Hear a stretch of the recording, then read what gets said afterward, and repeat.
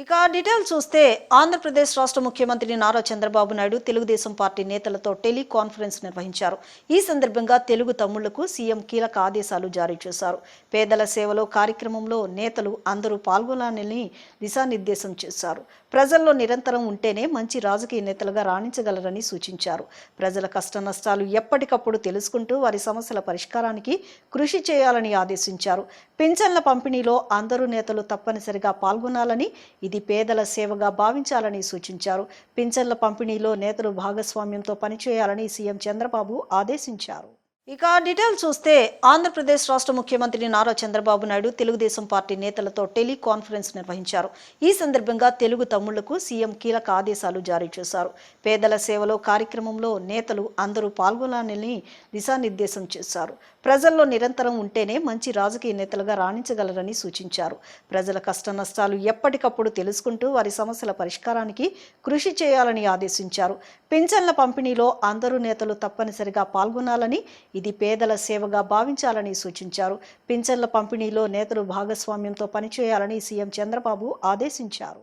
రాష్ట్ర సమాచార పౌర సంబంధాల గృహ నిర్మాణ శాఖ మంత్రి కొలుసు పార్థసారథి దిత్వా తుఫాను నష్టాల నివారణపై బాపట్లలోని జిల్లా అధికారులతో సమీక్ష నిర్వహించారు. గత తుఫాను అనుభవాలను పరిగణలోనికి తీసుకుని మరింత స్ఫూర్తితో పనిచేయాలని అధికారులకు మంత్రి సూచించారు. వరి సాగు చేసిన రైతుకు పంట నష్టం కలగకుండా ధాన్యం సేకరణకు వేగవంతంగా చర్యలు తీసుకోవాలని మంత్రి పార్థసారథి అధికారులను ఆదేశించారు. రాష్ట్ర సమాచార పౌర సంబంధాల గృహ నిర్మాణ శాఖ మంత్రి కొలుసు పార్థసారథి దిత్వా తుఫాను నష్టాల నివారణపై బాపట్లలోని జిల్లా అధికారులతో సమీక్ష నిర్వహించారు. గత తుఫాను అనుభవాలను పరిగణలోనికి తీసుకుని మరింత స్ఫూర్తితో పనిచేయాలని అధికారులకు మంత్రి సూచించారు. వరి సాగు చేసిన రైతుకు పంట నష్టం కలగకుండా ధాన్యం సేకరణకు వేగవంతంగా చర్యలు తీసుకోవాలని మంత్రి పార్థసారథి అధికారులను ఆదేశించారు. కలెక్టర్ గారికి, ఎస్పీ గారికి, జాయింట్ కలెక్టర్ గారికి, ఇక్కడికి వచ్చేసిన వివిధ శాఖల అధికారులకు, విలేకరు సభ్యులకు అందరికీ నా హృదయపూర్వక నమస్కారాలు. మొన్న వచ్చిన మోంతా తుఫాన్లో మీ అందరి సహకారంతో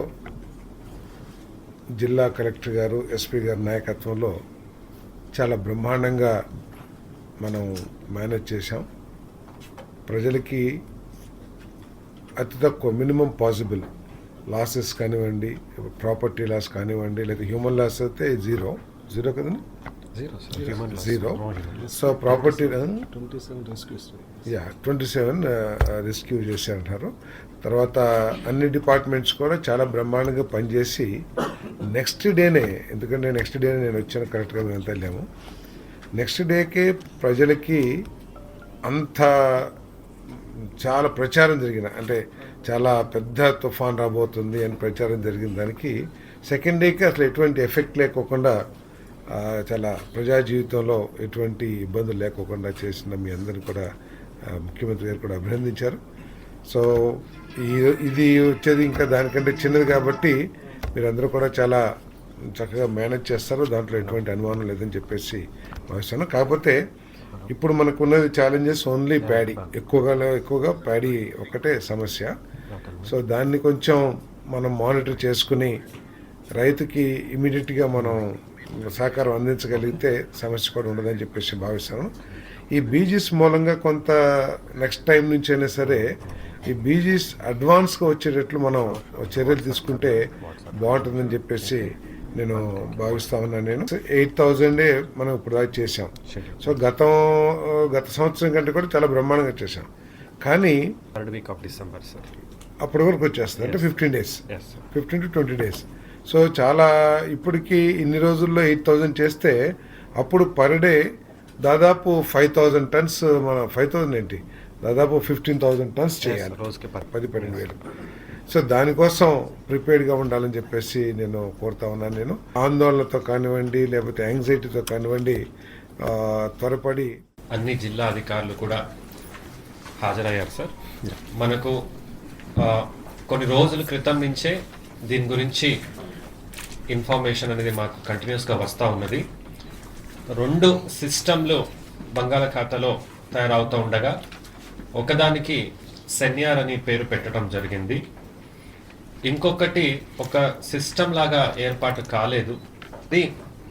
శ్రీలంక వైపు వెళ్తుండగా ఎప్పుడు కోస్ట్ దగ్గర వచ్చింది అప్పుడు ఫార్మ్ అయి ఒక సైక్లోనిక్ నేచర్ అనేది దాన్ని పొందడం జరిగింది. అది శ్రీలంకలో ఎప్పుడు ఏర్పాటైంది, దానికి డిట్వా అని పేరు పెట్టడం జరిగింది.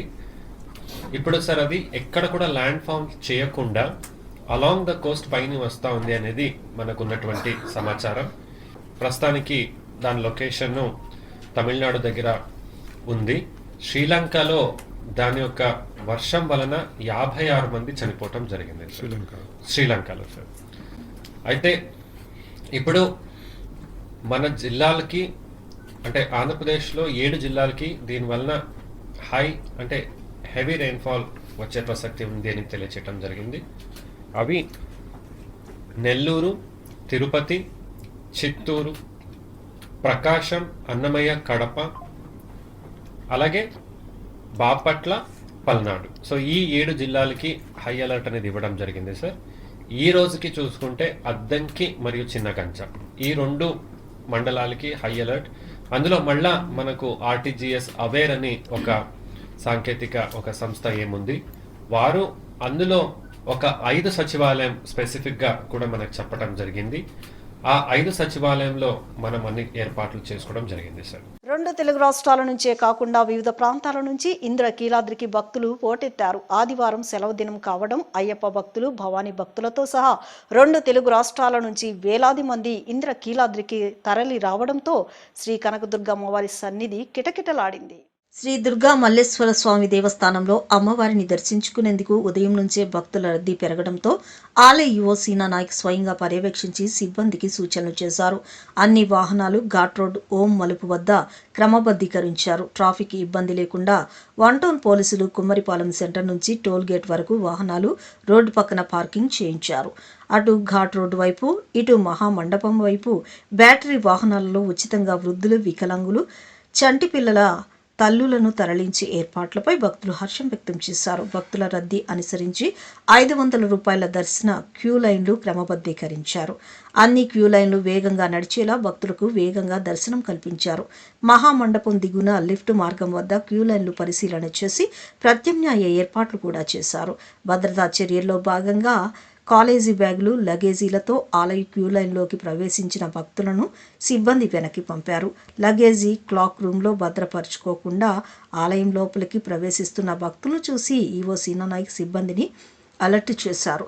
ఆర్జిత సేవలైన సూర్యోపాసనం, చండీ హోమం, లక్ష కుంకుమార్చన తదితర సేవల్లో భక్తులు పెద్ద ఎత్తున పాల్గొన్నారు. ఉచిత ప్రసాదం, అన్న ప్రసాదం భక్తులకు అందేలా ఆలయ అధికారులు చర్యలు తీసుకున్నారు. రైతన్నలకు కూటమి ప్రభుత్వం అండగా ఉంటుందని గుడివాడ ఎమ్మెల్యే వెనుగండ్ల రాము అన్నారు. తుఫాను సమయాన రైతన్నలు ఆందోళన చెందవలసిన అవసరం లేదని, ప్రతి ఒక్క ధాన్యపు గింజ కొనుగోలు చేయించే బాధ్యత తనదని ఆయన పునరుద్ఘాటించారు. రైతన్నలు పండించిన ధాన్యాన్ని కొనుగోలు చేయించే బాధ్యత తనదే అన్నారు. గుడ్లవల్లేరు మండలంలో పలు గ్రామాల్లో ఎమ్మెల్యే వెనుగండ్ల రాము విస్తృతంగా పర్యటించారు. వాహనాల ద్వారా రైస్ మిల్లులకు తరలిస్తున్న ధాన్యపు రాసులను ఆయన పరిశీలించారు. మండలంలోని పెంజెండ్ర, డోకిపర్రు పరిసర గ్రామాల్లోని రైతులతో ఆయన ముఖాముఖిగా మాట్లాడారు. ఎమ్మెల్యే రాము పర్యటనలో కృష్ణా, పశ్చిమ గోదావరి, తూర్పు గోదావరి జిల్లాలకు చెందిన పలువురు రైస్ మిల్లర్లు పాల్గొన్నారు. రైతుల సమస్యలను ఆయన అడిగి తెలుసుకున్నారు. సమస్యల పరిష్కారానికి చర్యలు తీసుకున్నారు. ధాన్యం కొనుగోలు ప్రక్రియలో మిల్లర్లు రైతులకు సహకరించాలని ఈ సందర్భంగా ఎమ్మెల్యే రాము విజ్ఞప్తి చేశారు. అనంతరం రైతులనుద్దేశించి ఎమ్మెల్యే మాట్లాడారు. రైతన్నుల సంక్షేమమే ఎజెండాగా గుడివాడ నియోజకవర్గంలో ముందుకు సాగుతున్నానని పేర్కొన్నారు. తుఫాను సమీపిస్తున్న వేళ రైతులు తగు జాగ్రత్తలు తీసుకోవాలని సూచించారు. రైతులకు ఇబ్బందిగా ఉన్న లారీలకు జియో ట్యాగింగ్ను అధికారులు తొలగించారని, అంతేకాకుండా ఇతర జిల్లాల్లోని ధాన్యం విక్రయించుకునే వెసులుబాటు కల్పిస్తున్నట్లు ఎమ్మెల్యే రాము చెప్పారు.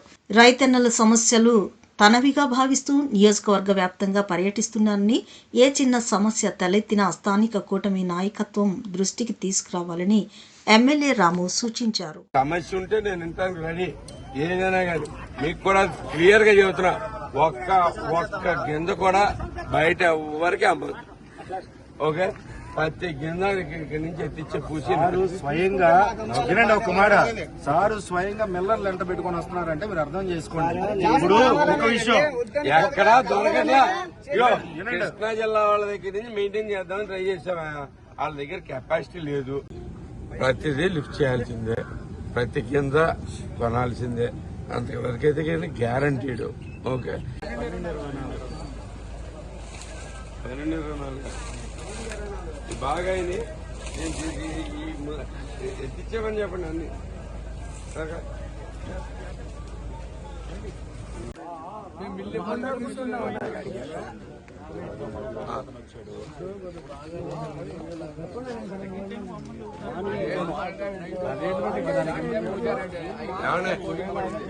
మీకు అందరికీ ఒకటి చెబుతున్నానండి, ప్రతి కింద కొనే బాధ్యత నాది. ఓకే, మీకు ఓకే. వీళ్ళు కూడా ఏం చేస్తారండి, మీరు కూడా అర్థం చేసుకోవాల్సింది. ముందు వాళ్ళు కూడా అమ్మి తోయగలిగిన తోసేస్తారు, తర్వాత మిగతా కూడా చేపిద్దాం. బేసిక్ నియోజకవర్గంలో 6 కోట్ల రూపాయలతో చేపట్టిన మైలవరం నుంచి వెల్వడం చంద్రాల గ్రామం వరకు బ్లాక్ టాప్ తారు రహదారి అభివృద్ధి పనులు నాణ్యతతో జరుగుతున్నాయని మైలవరం ఎమ్మెల్యే వసంత కృష్ణ ప్రసాద్ తెలిపారు. అత్యంత ప్రధానమైన ఈ బీటీ రహదారి అభివృద్ధికి తొలి ప్రాధాన్యతనిచ్చామని ఆయన చెప్పారు. మైలవరం నుంచి వెల్వడం చంద్రాల గ్రామం వరకు బ్లాక్ టాప్ తారు రహదారి అభివృద్ధి పనులు చురుగ్గా జరుగుతున్నాయి. వెల్వడం గ్రామంలో పేరంటాలమ్మ గుడి వద్ద ఈ పనులను స్థానిక ఎమ్మెల్యే వసంత వెంకట కృష్ణ ప్రసాద్ పరిశీలించారు. ఇందుకు గాను R&B నుంచి 6 కోట్లు మంజూరయ్యాయి. ఈ సందర్భంగా ఎమ్మెల్యే వసంత కృష్ణ ప్రసాద్ మాట్లాడుతూ ఈ బీటీ రహదారి అభివృద్ధికి తొలి ప్రాధాన్యతనిచ్చి కృషి చేస్తున్నట్లు వెల్లడించారు. రహదారి అభివృద్ధి పనులు నాణ్యతతో జరుగుతున్నట్లు పేర్కొన్నారు. రింగ్ వద్ద ఉన్న గోతులు కూడా పూర్తి స్థాయిలో అభివృద్ధి చేయాలని స్థానిక నాయకులకు సూచించారు. మైలవరంలో అంబేద్కర్ విగ్రహాల దగ్గర నుంచి ఎస్సీ ఏరియా చివరి వరకు కూడా తారు రోడ్డుగా అభివృద్ధి చేయాలని టీడీపీ నాయకులు మైక్ బాబురావు కోరగా ఆయన సానుకూలంగా స్పందించారు. ఈ కార్యక్రమంలో మైలవరం నియోజకవర్గ జనసేన పార్టీ ఇన్ఛార్జ్ అక్కల రామ్మోహన్ రావు, ఎన్డీఏ కూటమి నేతలు తదితరులు పాల్గొన్నారు. దేశంలో ప్రజా ఉద్యమాలను బలోపేతం చేయడంతో పాటు సిపిఐ పార్టీ 100 సంవత్సరాల వేడుకలను ఈ జనవరి 18వ తేదీన ఖమ్మంలో భారీ బహిరంగ సభ, భారీ రెడ్ వాలంటరీ కవాతు కార్యక్రమాన్ని నిర్వహిస్తున్నామని సిపిఐ జాతీయ కార్యదర్శి రామకృష్ణ, రాష్ట్ర కార్యదర్శి ఈశ్వరయ్య చెప్పారు. కేంద్ర రాష్ట్ర ప్రభుత్వాలు అనుసరిస్తున్న ప్రజా వ్యతిరేక విధానాలపై కార్యాచరణ సిద్ధం చేస్తున్నట్లు పేర్కొన్నారు. నగరంలోని దాసరి భవన్లో ఎన్టీఆర్ జిల్లా 2వ రోజు వర్క్షాప్ కార్యక్రమంలో సిపిఐ జాతీయ కార్యదర్శి రామకృష్ణ, రాష్ట్ర కార్యదర్శి ఈశ్వరయ్య, ఎన్టీఆర్ విజయవాడ సిపిఐ నేతలు పాల్గొన్నారు. ఈ సందర్భంగా సిపిఐ శ్రేణులకు రాష్ట్రంలో జరుగుతున్న వివిధ అంశాలపై సిపిఐ నేతలు అవగాహన కల్పించారు. ఈ సందర్భంగా సిపిఐ నేతలు మాట్లాడుతూ ఎన్నికల సమయంలో కూటమి నేతలు ఇచ్చిన హామీలను అమలు చేసి మాట నిలబెట్టుకోవాలని హితబోధ చేశారు.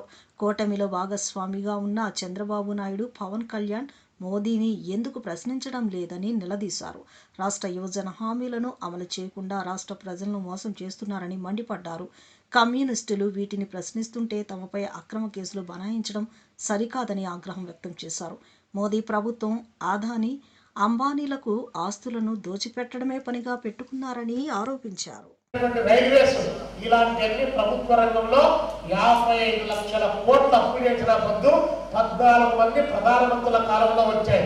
కానీ 2014 నుంచి 2025 రేపు వచ్చేటువంటి మార్చి ఫైనాన్షియల్ ఇయర్ ఎండింగ్ నాటికి ఈ దేశ అప్పు 200 లక్షల కోట్ల రూపాయలకు అప్పు చేరుకున్నటువంటి పరిస్థితి ఈ దేశంలో కొనసాగుతా ఉంది. ఈ దేశంలో 200 లక్షల కోట్లు అప్పు చేసినటువంటి ప్రధానమంత్రి LICలను అమ్మకానికి పెట్టాడు, BSNLను అమ్మకానికి పెట్టాడు, రైల్వేలను అమ్మకానికి పెట్టాడు. చివరికి వాష్రూములు ఉన్నాయి కదా, వాటిని కూడా బయట వ్యక్తులకు ఇచ్చాడు. నువ్వు బ్యాంకులను అమ్మకానికి పెట్టావు. ఏంటి IIT, IIIT యూనివర్సిటీలు మొత్తం విద్యారంగాన్ని వదులుకొని మొత్తం ప్రభుత్వ రంగ సంస్థలను విధ్వంసం చేయడానికి కావాల్సిన ప్రయత్నం చేశావు. మరి 200 లక్షల కోట్లు అప్పు చేసిన ప్రధానమంత్రి, 14 మంది ప్రధానమంత్రులు, వారు గొప్ప నువ్వు గొప్ప, మరి నువ్వు ఏ విధంగా విశ్వగురువు అయిపోయావని చెప్పితే ఇదానికి జవాబైనటువంటి పరిస్థితి. భారత కమ్యూనిస్టు పార్టీ శతవసంతాల ముగింపు సందర్భంగా ఎన్టీఆర్ జిల్లా కమ్యూనిస్టు సమితి 2 రోజులుగా వర్క్షాప్ నిర్వహిస్తున్నాం. ఈ వర్క్షాప్ యొక్క ప్రధాన లక్ష్యం ఈ దేశం ఎదుర్కొన్నటువంటి పలు సమస్యలపైన, ముఖ్యంగా పాలక వర్గాలు అనుసరిస్తున్నటువంటి విధానాలపైన, శతవసంతాల ముగింపు సందర్భంగా 100 సంవత్సరాల మహత్తర పోరాట చరిత్ర కలిగిన భారత కమ్యూనిస్టు పార్టీ త్యాగాలు, ఈ రోజున 100 సంవత్సరాల చరిత్ర ఉందని చెప్పుకుంటున్నటువంటి ఆర్ఎస్ఎస్ ఆపరేషన్ కగార్ పేరుతో నక్సట్లపై సాగిస్తున్న మారణకాండ, అలాగే అదానీ అంబానీలకి, కార్పొరేట్ వర్గాలకి ప్రైవేటీకరణ పేరుతోటి దేశాన్ని గంపకొత్తగా దోచిపెడుతున్నటువంటి ఆర్ఎస్ఎస్ విధానాలకు వ్యతిరేకంగా ఒక పెద్ద ఎత్తున ఈ దేశంలో ఒక ఐడియాలజికల్ స్ట్రగుల్, ఒక సైద్ధాంతిక సమరం సాగుతున్నటువంటి సమయం ఇది. వాళ్ళ దేశమంతా కూడా చూస్తున్నది. దారులు వేరైనా, గమ్యాలు వేరైనా, మా అంతిమ లక్ష్యం సోషలిజం స్థాపన మాత్రమే. కాబట్టి ఇవాళ వారు తుపాకీ పట్టినా, పార్లమెంటులో పోటీ చేసినా, అసెంబ్లీలకు పోటీ చేసినా, పార్లమెంటరీ ప్రజాస్వామ్యాన్ని నమ్మిన లక్ష్యం మాత్రం అంతిమంగా సోషలిజం మాత్రమే. కాబట్టి ఈ రోజున ఈ ఎన్టీఆర్ జిల్లాలో కమ్యూనిస్ట్ పార్టీ శతాబ్ది ఉత్సవాల సందర్భంగా డిసెంబర్ 26వ తేదీన గ్రామాన పతాకావిష్కరణలు, పెద్ద ఎత్తున నూతన గ్రామ శాఖల్ని, పట్టణ శాఖల్ని, డివిజన్ల శాఖల్ని ఏర్పాటు చేసుకోవటం, అలాగే జనవరి 18వ తారీఖున జరిగేటువంటి చెలో ఖమ్మం పెద్ద ఎత్తున కొన్ని లక్షలాది మంది జరిగేటువంటి ప్రదర్శనని జయప్రదం చేయడానికి ఇది సమాయత్తంగా ఈ 2 రోజుల పాటు వర్క్షాప్లో వివిధ సబ్జెక్ట్స్ మీద ఇవాళ 2 రోజుల పాటు ఎన్టీఆర్ జిల్లా పార్టీ వర్క్షాప్ ఇక్కడ జరుగుతూ ఉంది. ఇదే విధంగా 26 జిల్లాల్లో కూడా పార్టీలో పనిచేస్తున్న నాయకులను, కార్యకర్తలందరికీ వర్క్షాపులు ఏర్పాటు చేసి వారందరి ద్వారా పెద్ద ఎత్తున ప్రజల్లోకి తీసుకోవడానికి ఒక ప్రయత్నం జరుగుతూ ఉంది. ప్రత్యేకించి 2026వ సంవత్సరం ఇవాళ 2025 2025 డిసెంబర్ 26వ తేదీ నాటికి భారత కమ్యూనిస్ట్ పార్టీకి 100 సంవత్సరాలు పూర్తి అవుతూ ఉంది. శతవార్షికోత్సవాన్ని ఇవాళ దేశమంతటా కూడా ఘనంగా అన్ని రాష్ట్రాల్లో జరుపుకుంటా ఉన్నాం. అన్ని రాష్ట్రాల్లో కూడా ఘనంగా ఈ వార్షికోత్సవాలు జరుపుకున్న తర్వాత ఇది శతాబ్ది ఉత్సవాలు ముగింపుగా సందర్భంగా ఖమ్మం నగరంలో జనవరి 18వ తేదీ నాడు లక్షలాది మందితో ర్యాలీ నిర్వహించి అక్కడ బహిరంగ సభ కూడా ఏర్పాటు చేస్తూ ఉన్నాం. ఈ ర్యాలీకి భారత కమ్యూనిస్ట్ పార్టీ జాతీయ ప్రధాన కార్యదర్శి డి రాజా గారితో పాటు జాతీయ నాయకులందరూ కూడా అందులో పాల్గొంటూ ఉన్నారు. ఈ సందర్భంగా 19వ తేదీ నుండి 19, 20, 21 తేదీల్లో జాతీయ కార్యవర్గ సమావేశము, కౌన్సిల్ సమావేశాలు కూడా నిర్వహించుకొని ఇవాళ దేశవ్యాప్తంగా ప్రజలు ఎదుర్కొంటున్న ఈతి బాధలపైన, సమస్యలపైన, కష్టజీవుల సమస్యలపైన, లేబర్ కోడ్లపైన, వీటన్నిటిపైన కూడా చర్చించి ఒక భవిష్యత్తులో ఒక పోరాట కార్యక్రమాన్ని రూపొందిస్తూ ఉన్నాం.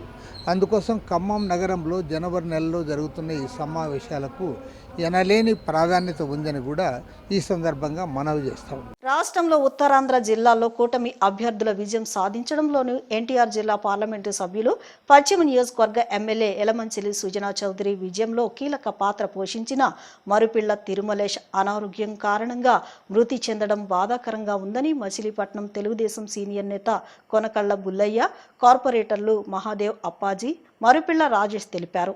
నగరాల అభివృద్ధి కార్పొరేషన్ చైర్మన్ మరుపిళ్ల తిరుమలేష్ బాధ్యతలు తీసుకుని కొన్ని నెలలు గడవకముందే దూరం అవ్వడం ఎంతో బాధాకరంగా ఉందని పేర్కొన్నారు.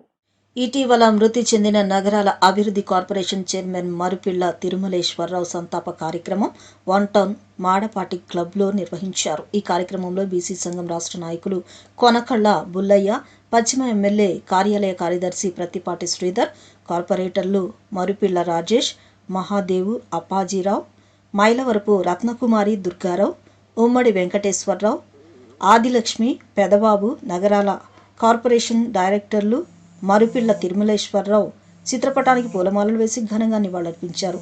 తిరుమలేష్ కుటుంబ సభ్యులకు ధైర్యం చెప్పి ఓదార్చారు. ఆయనతో ఉన్న తమ జ్ఞాపకాలను గుర్తు చేసుకున్నారు. రాజకీయాలకు అతీతంగా పలు పార్టీల నేతలు, నగరాల కుల బంధువులు పాల్గొని మరుపిళ్లకు ఘన నివాళులర్పించారు. ఈ సందర్భంగా పలువురు మాట్లాడుతూ రాష్ట్రంలో నగరాల సంక్షేమంతో పాటు బీసీ వర్గాల అభివృద్ధి కోసం ఎంతగానో కృషి చేశారని, అలాంటి వ్యక్తి మృతి చెందడం బాధాకరంగా ఉందని చెప్పారు. మంచికి మారుపేరుగా నిలిచిన తిరుమలేష్ ఆశయ సాధన కోసం పనిచేస్తామని పేర్కొన్నారు. ఏ విధమైన గర్వానికి పోకుండా నిరాడంబరంగా ఉన్న మా మురిపిల్లి తిరుమలేశ్వరరావు గారు చనిపోవడం అనేది చాలా బాధాకర విషయం. చాలా సౌమ్యుడు, లీడర్ అంటే ఎలా ఉండాలి అనే దానికి ఒక ఆదర్శం. కారణం ఏంటంటే కోపం ఉండేది కాదు, సింపుల్గా ఉండేవాడు. మరి ఆయన ప్రమాణ స్వీకారం చేసి నగరాలకు ఎంతో సేవ చేస్తాడని అనుకున్న టైంలో విధివశాత్తు ఆయన చనిపోవడం అనేది చాలా బాధాకరమైన విషయం. ఇవాళ వారి సంతాప సభ ఇక్కడ పెట్టడం, దానికి శ్రీధర్ గారు అందరూ పెద్దలందరూ కూడా ఇక్కడికి నగరాల సమితి పెద్దలందరూ రావటం, భగవంతుని ఆయన యొక్క ఆత్మశాంతి కలగజేయాలని తిరుమలేశ్వరరావు గారు చూపించిన బాటలో సౌమ్యంగా అందరితో ప్రేమగా ఉంటూ ఎలా ఉండాలనేది ఆయన నేర్పిన విధానం. వారికి మరొకసారి నా కుటుంబానికి ప్రగాఢ సానుభూతి తెలియజేస్తాను. ఈరోజు మా సోదరుడు అకాల మృతికి ముందుగా ఆయనకి సంతాపం తెలియజేస్తూ వారి కుటుంబ సభ్యులకు ప్రగాఢంగా అయ్యవారి అమ్మవారి ఆశీస్సులు ఉండాలని కోరుకుంటున్నాం. అలాగే ఇక్కడ వచ్చిన మిత్రులందరూ కూడా వారి కుటుంబానికి సపోర్ట్ చేయని కోరుకుంటున్నాం. ఇందాక మన బుల్లయ్య గారు చెప్పినట్టు చాలా నిదానస్తుడు మా అన్న. కానీ ఒక బాధ ఏంటంటే ఆ పదవిని కొన్ని రోజులైనా అతను సంతృప్తిగా ఎంజాయ్ చేస్తే బాగుండేది. చాలా కష్టపడి తెచ్చుకున్న పదవి అదొకటే మాకు బాధగా ఉంది. ఎందుకంటే తను నిజంగానే ఎవరి కోపం వచ్చినా కూడా అతను కోపం రాదు, నిదానంగానే ఎవరికి సమాధానం చెప్తూ ఉంటాడు. అలాంటి వ్యక్తి ఈరోజు మన మధ్యలో కోల్పోవడం నిజంగానే చాలా బాధాకరమైన సంఘటన. నిజంగా రాజకీయాలకు అలాంటి వాళ్ళ నుంచి మనం చాలా నేర్చుకోవాలి. ఎందుకంటే ఎవరన్నా కూడా స్పందించకుండా నిదానంగా సమాధానం చెప్పడమే ఆయన దగ్గరున్న ఒక పుస్తకంలో ఒక ఇది అయింది.